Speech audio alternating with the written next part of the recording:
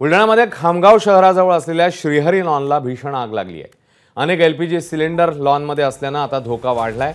अग्निशमन दल आणि पोलीस घटनास्थळी पोहोचलेले आहेत। श्रीहरी लॉन हे जिल्ह्यातलं सर्वात मोठं मंगल कार्यालय म्हणून ओळखलं जातं आणि आगीची दृश्य देखील समोर आलेली। अग्निशमन दल आणि पोलीस घटनास्थळी आहेत, मात्र निवासी परिसर असल्याने परिसरामध्ये काहीसं भीतीचं वातावरण निर्माण झाल्याचं कळतं।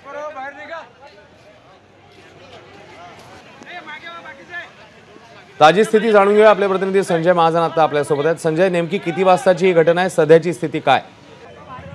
नक्कीच अश्विन, खामगाव शहरालगत असलेल्या सुटाळा परिसरात श्रीहरी लॉन नावाचे एक मंगल कार्यालय आहे। अगदी राष्ट्रीय महामार्ग क्रमांक 6 ला लगतच असलेलं हे मंगल कार्यालय आहे।